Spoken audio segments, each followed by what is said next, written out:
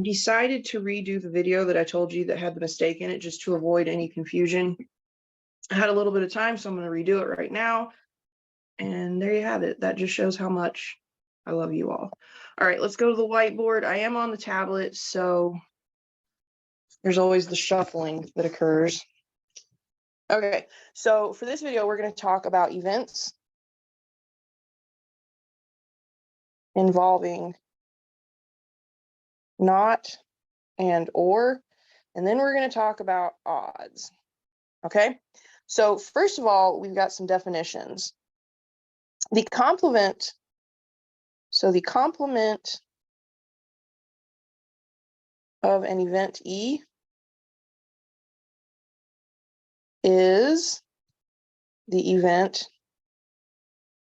not E. So when we talk about these not probabilities, we're looking for the probability that something does not occur.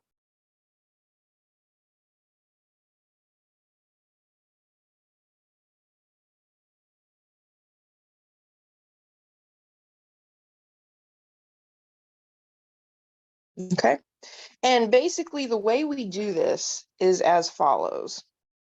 So the probability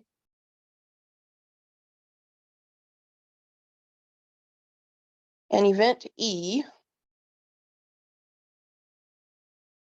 will not occur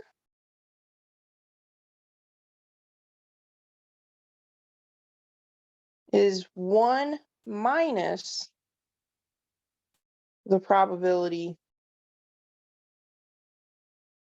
that it does occur.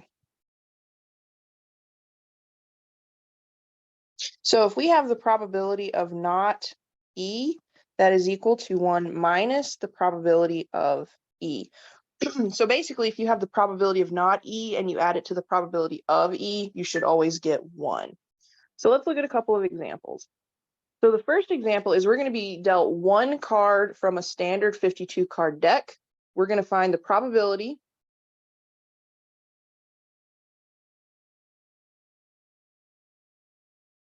of not being dealt a spade.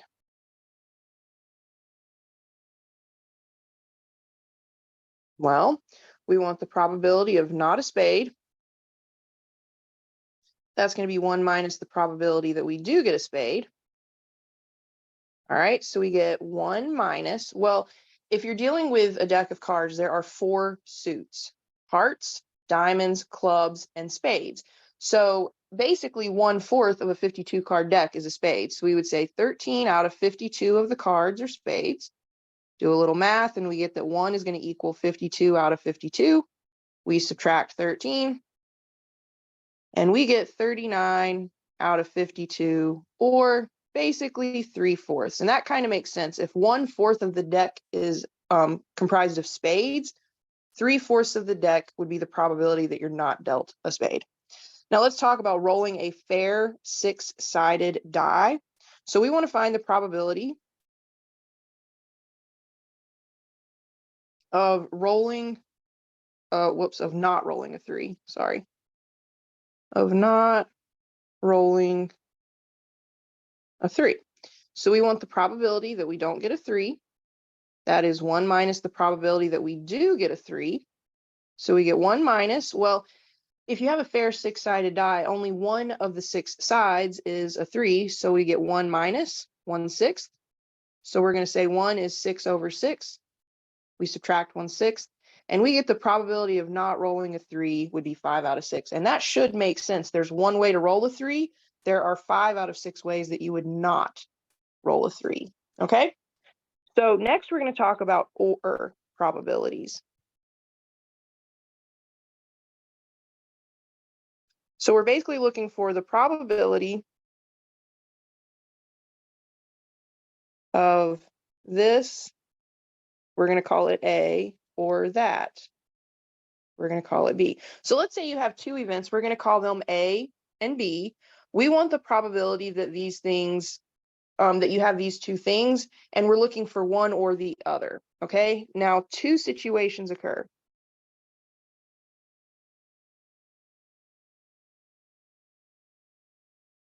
You can have events that are mutually exclusive,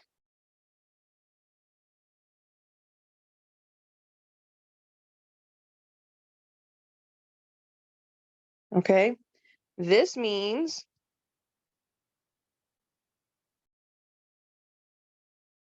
the events could never happen simultaneously.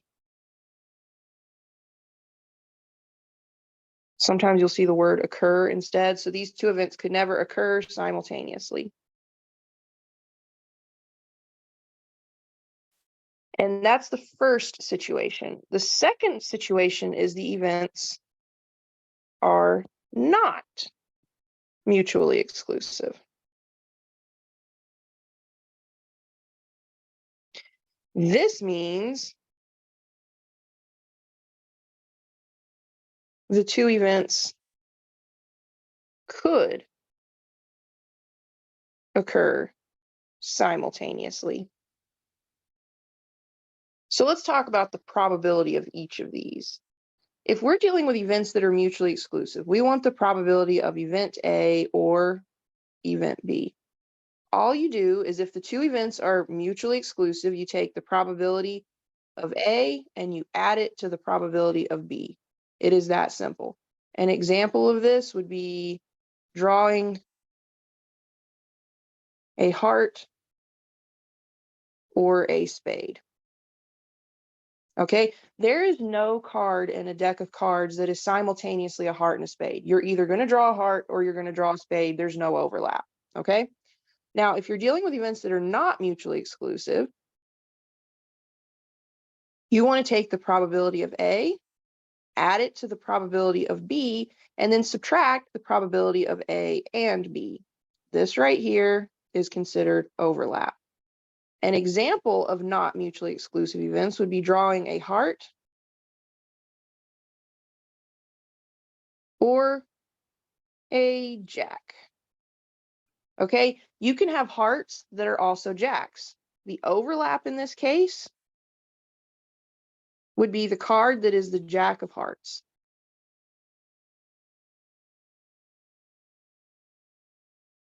So what you do in this case is you add the probability that you draw a jack, you add the probability that you draw a heart, but in that particular situation, the heart of jacks is being counted in both probabilities. So then you want to subtract the overlap, okay?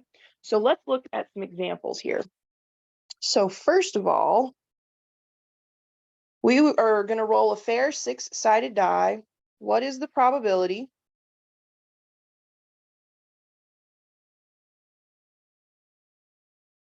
of rolling a 4 or 5? Okay, so we want the probability of a 4 or a 5. So that's the probability of a 4 plus the probability of a 5. Well, the probability that you would roll a 4 on a fair six-sided die would just be 1/6. The probability of a 5 would be 1/6 again. So we would get a probability of 2/6, or we would simplify it to 1/3. Okay. Again, those two events, rolling a 4 or a 5, those two events would be mutually exclusive. There is no possible way to roll a 4 and a 5. You're going to roll one or the other. There is no side of the die that is both a 4 and a 5. Okay. So let's look at another example. Here we're going to be dealt a card from a standard 52 card deck. What is the probability?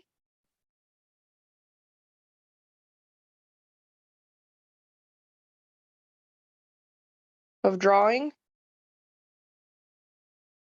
a 4 or a queen.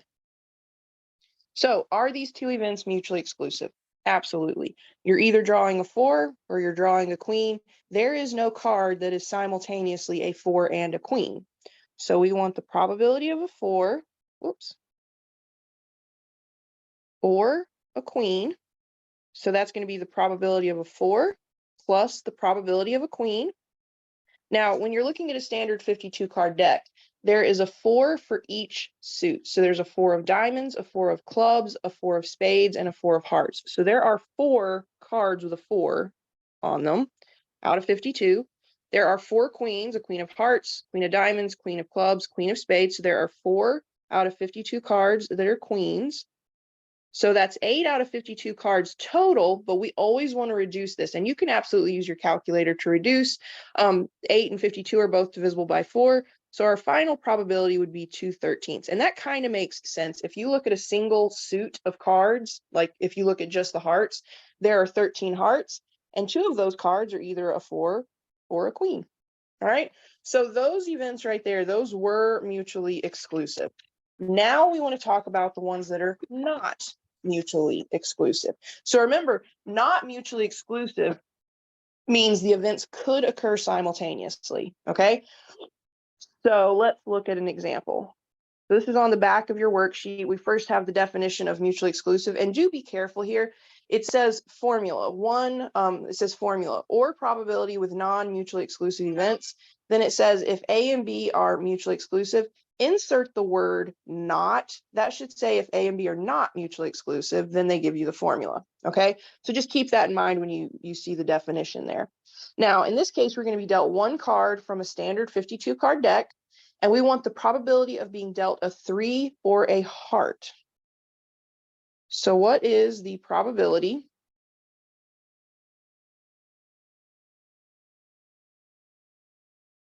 of being dealt a 3 or a heart? So the question is, are these two events mutually exclusive?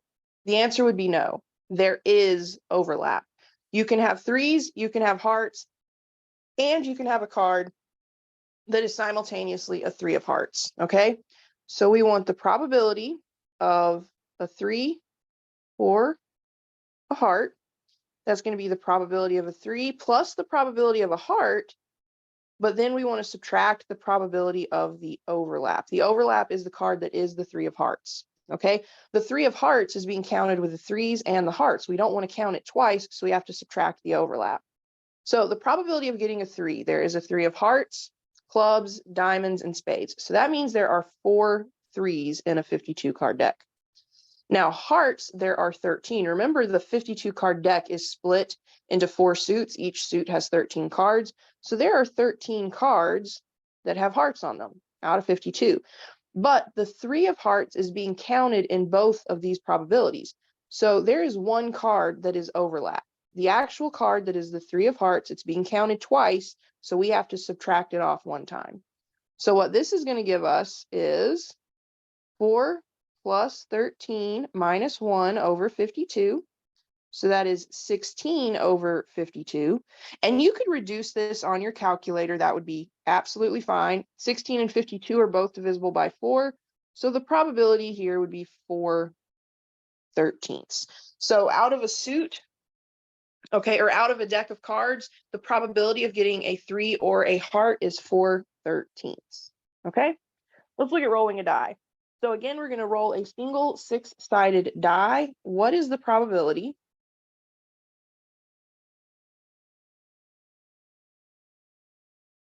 of rolling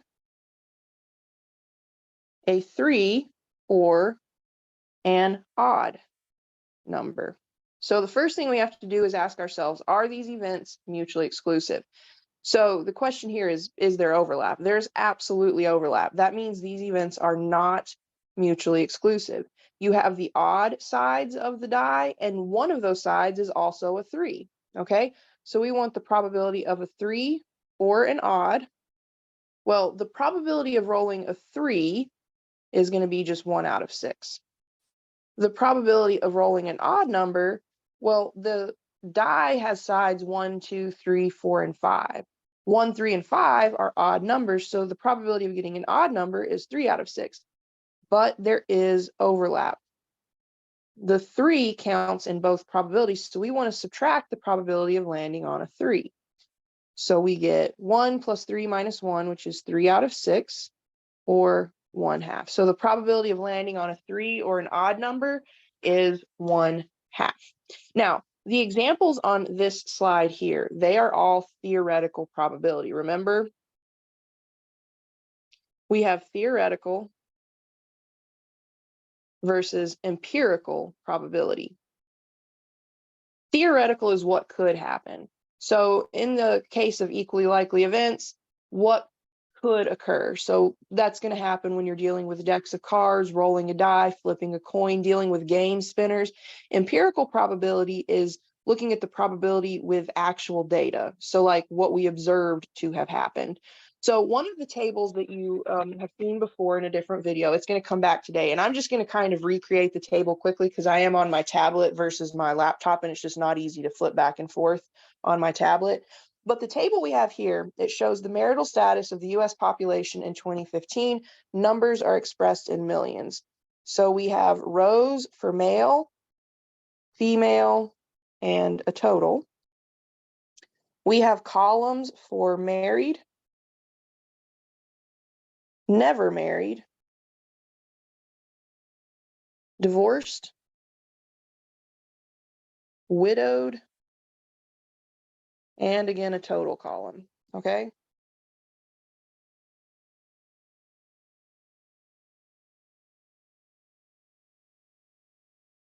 Now, in the married column, there were 66 million men, 67 million women, and 133 million people total. For the never married column, we had 43 million men, 38 million women, 81 million total. For the divorced column, we had 11 million men divorced, 15 million women divorced, 26 million total. For the widowed column, 3 million men were widowed, 11 million women, 14 million total. Now, for the total column, there were a total of 123 million men considered, 131 million women, and the grand total was 254 million. So this right here is going to come up in all of our questions. Okay? So the problem states if one person is randomly selected from the table, find the probability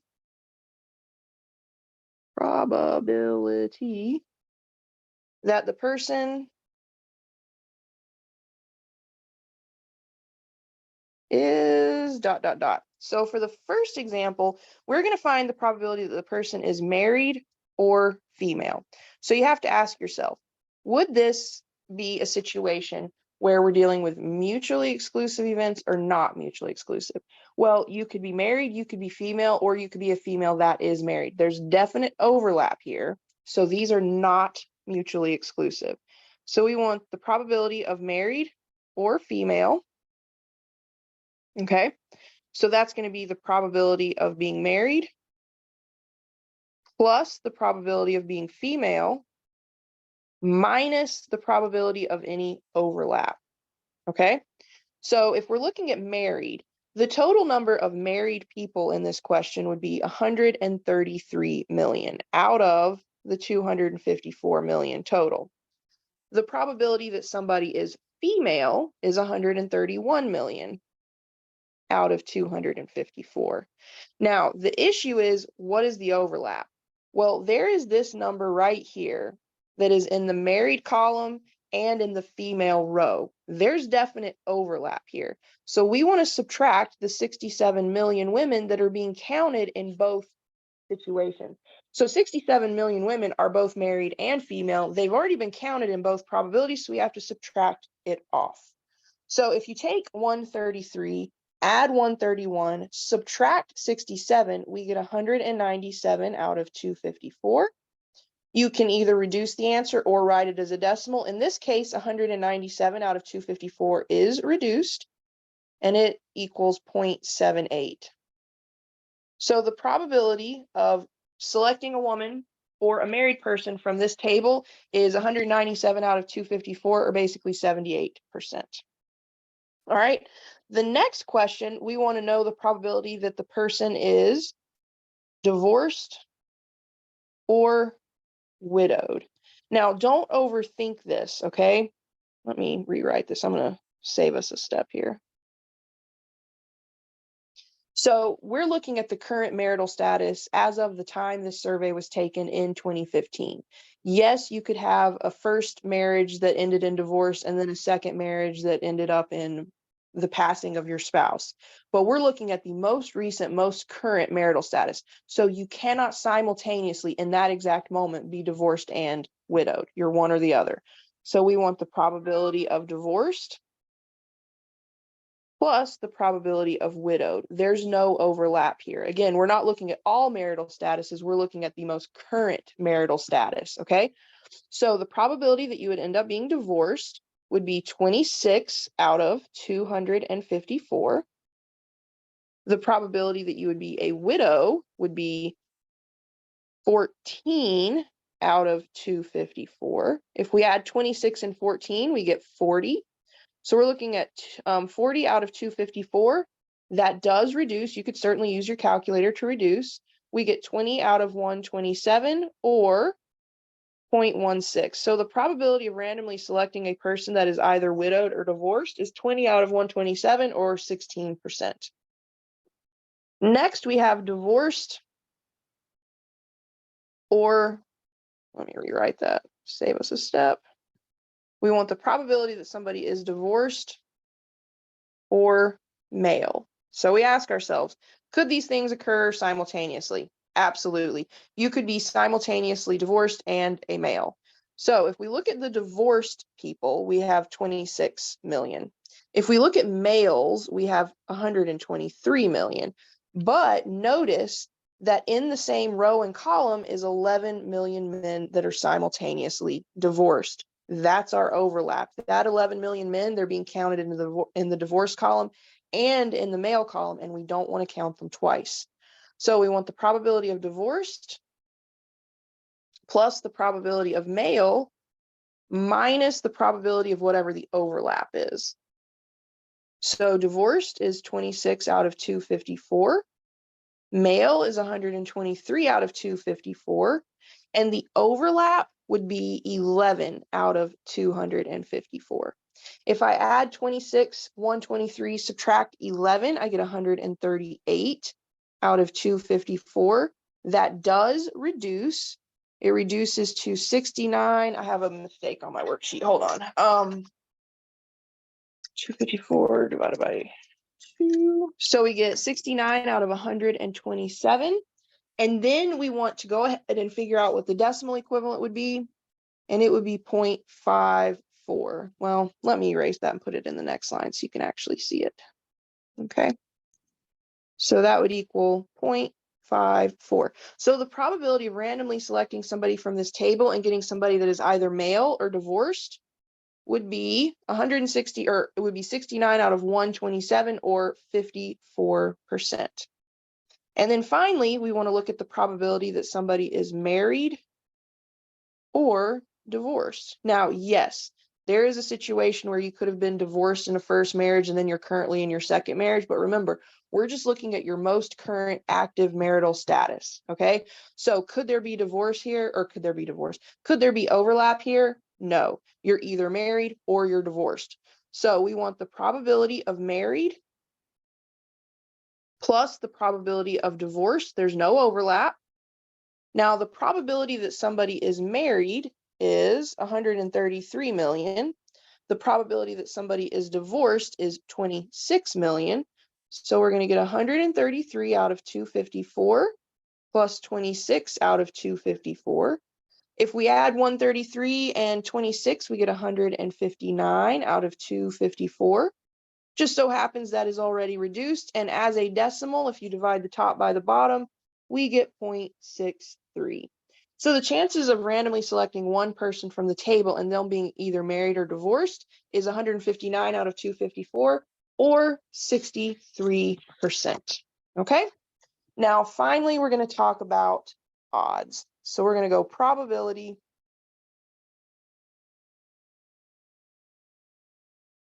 to odds. Okay. Now we have odds in favor and odds against. Okay. So first of all, if the probability of event E, okay, so if P of E is the probability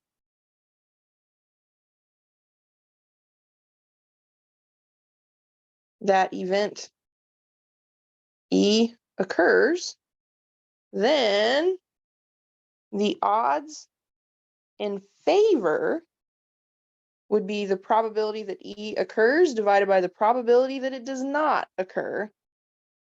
And then the odds against would just be the reverse of that. You would just flip your fraction over. It would be the probability that event E does not occur divided by the probability that E does occur. So let's look at an example. So you're going to be dealt one card from a standard 52 card deck. We want to find the odds in favor of getting a red queen.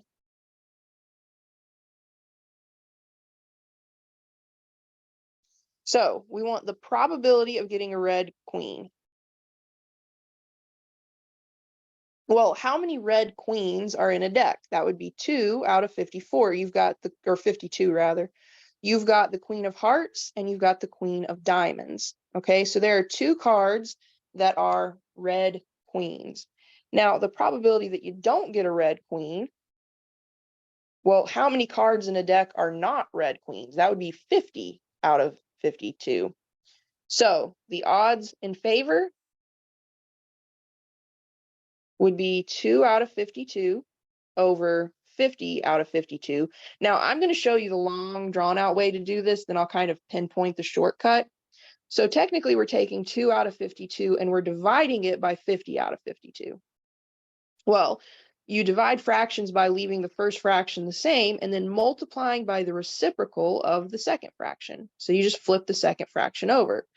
That makes the 52s cancel. So we're left with 2 out of 50, which reduces to 1/25, or we can say 1 to 25. So for every red queen, there are 25 cards that are not red queens. Now, if you look at this, notice the 52s canceled. The 52s were the denominators. So the denominators cancel, leaving you just the ratio of the numerators. And so you can save yourself a little heartache. So the odds in favor of getting a red queen would be 1 to 25. Now, what if I asked you the odds against getting a red queen?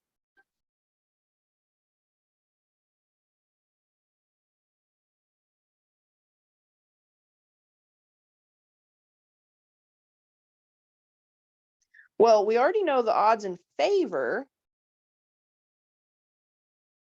were 1 to 25. So then easily the odds against the exact same thing, you just flip your fraction and it would be 25 over 1 or 25 to 1. So that means for every 25 cards that are not red queens, you got 1 card that is, okay? Now, we need to talk about a raffle. So we have the winner of a raffle will receive a scholarship. 1,000 raffle tickets are sold, of which you bought 5. What are the odds in favor of you winning?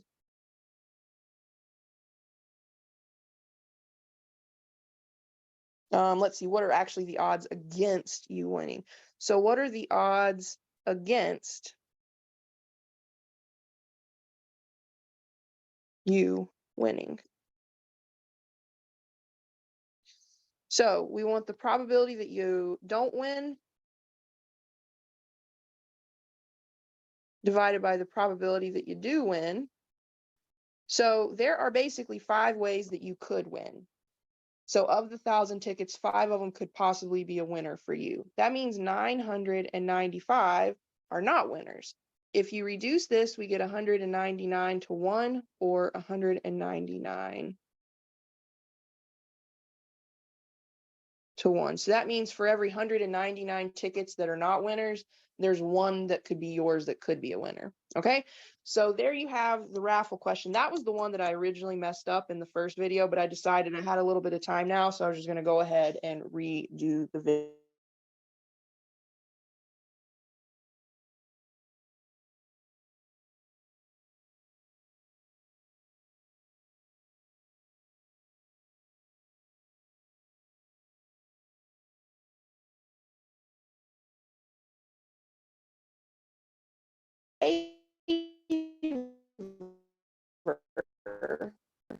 event A to B, then the probability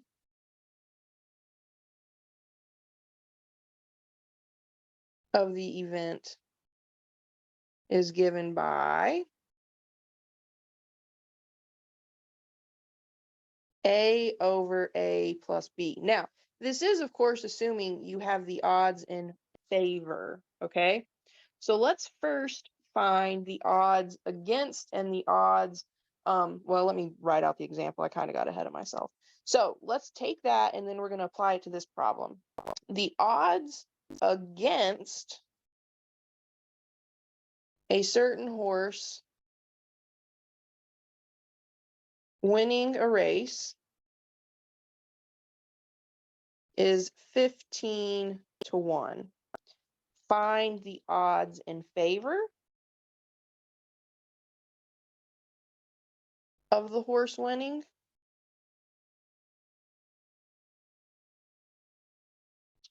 and the probability of the horse winning. So the definition for going to odds, from odds to probability, is that if the odds in favor of the event are A to B, then the probability of the event is given by A over A plus B. So we have the odds against this horse winning, and they're 15 to 1.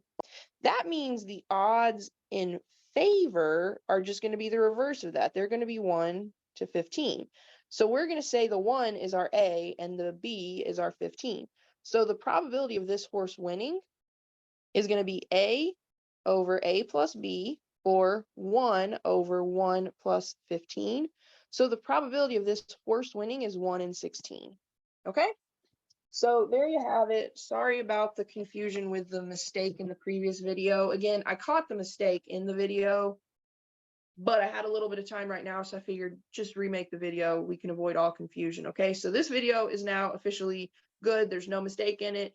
Everything's nice. So here it is. You're welcome. Love you. Mean it. Anyway, if you all have questions, just shoot me an email, okay?